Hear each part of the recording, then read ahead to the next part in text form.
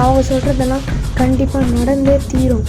இன்றைக்கி அமாவாசை வேறு, நீ போய் படுத்து தூங்கு அப்படின்னு சொல்லிட்டதுக்கப்புறம் 2 பேரும் படுத்து தூங்கிட்டு இருக்காங்க.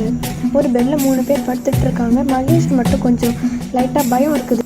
கொஞ்ச நேரம் கழிச்சு அவர் நடுராத்திரியில் பயத்தோடு போய் மாடி மேலே படுத்துக்கிறாரு.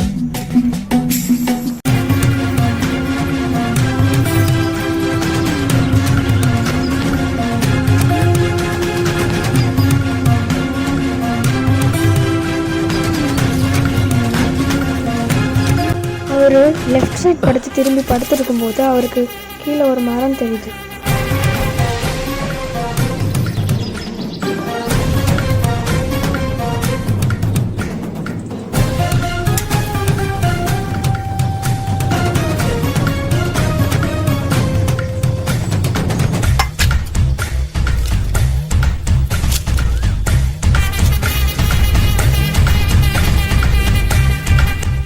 சரி, நம்ம கொஞ்ச நேரம் ஃபோன் பார்க்கலான்னு ஃபோன் பார்த்துக்கிட்டு இருக்காரு.